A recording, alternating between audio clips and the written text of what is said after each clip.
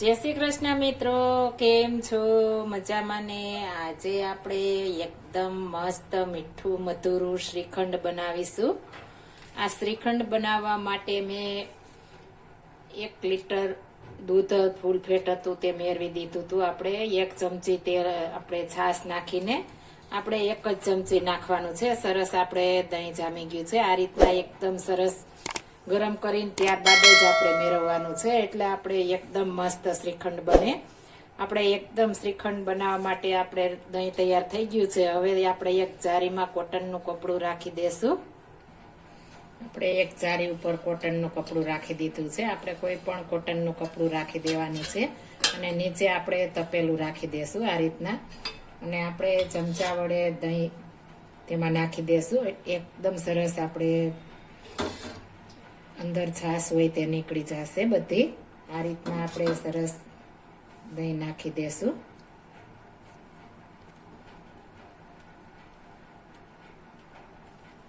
સરસ દહીં મસ્ત નખાઈ ગયું છે. હવે તેને આપણે ચારે બાજુથી આ રીતના છેડા ચાલી લેશું અને આને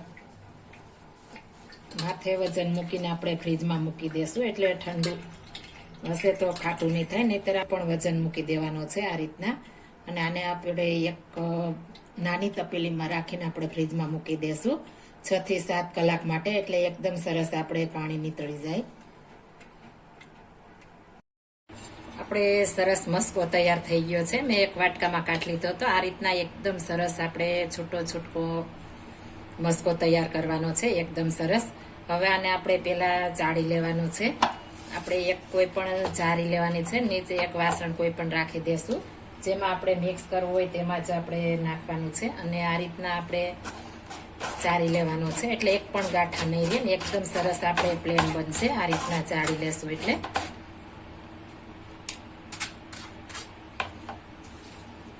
આ રીતના આપણે બધો મસ્કો ચાળી લેવાનો છે.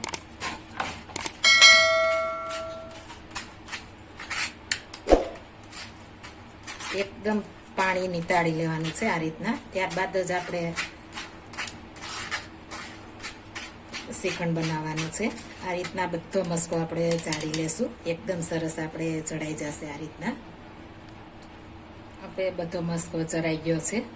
આપણે 500 ગ્રામ મસ્કો થયો છે, તો તેની સામે આપણે 200 ગ્રામ દળેલી સાકર નાખીશું. મેં સાકર લીધી છે. જો તમે ગળ્યું વધારે ઓછું ખાતા હો તો એ પ્રમાણે મિક્સ કરી શકો છો. બંને એકદમ સરસ આપણે પેલા મિક્સ કરી દેવાનું છે.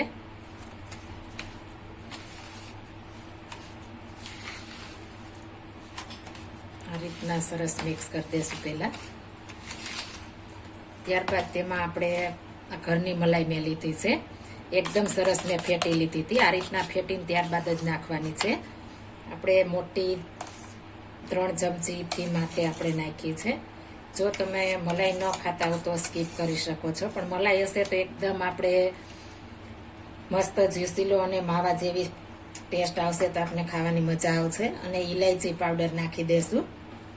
મેં સાકર સાથે દળી લીધો છે, ઇલાયચી દળી છે, એટલે એકદમ સરસ આપણે દળાઈ જાય. આ રીતના આપણે 1 ચમચી ઇલાયચી નાખી દેશું અને બધું સરસ મિક્સ કરી દેવાનું છે આપણે.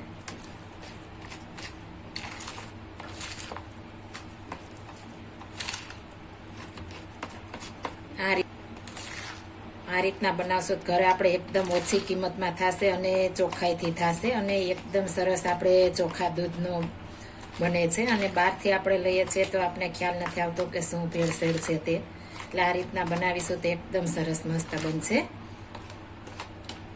હવે તેમાં આપણે મનપસંદ ડ્રાયફ્રૂટ નાખી દેશું. કિસમિસ, કાજુ, બદામ, તમે કોઈ પણ ડ્રાયફ્રૂટ નાખી શકો છો અને પ્લેન કરવું હોય તો પ્લેન પણ કરી શકો છો. થોડુંક આપણે ઉપર ગાર્નિશ માટે રાખ્યું છે, સજાવટ માટે. એકદમ સરસ આપણે મિક્સ કરી દઈશું આ રીતના. ઉપરથી આપણે ગાર્નિશ કરી દઈશું અને ત્યારબાદ આપણે સેટ થવા મૂકી દઈશું ફ્રીઝરમાં. એકદમ સરસ સેટ થાય ત્યારબાદ આપણે સર્વ કરવાનું છે. આપણે એકદમ મસ્ત શ્રીખંડ તૈયાર થઈ ગયું છે. જો આ મારી રેસીપી પસંદ આવી હોય તો મારી ચેનલ લાઈક, શેર અને સબસ્ક્રાઇબ કરી દેજો. ફરી મળીશું નવી રેસીપી લઈને. જય શ્રી કૃષ્ણ.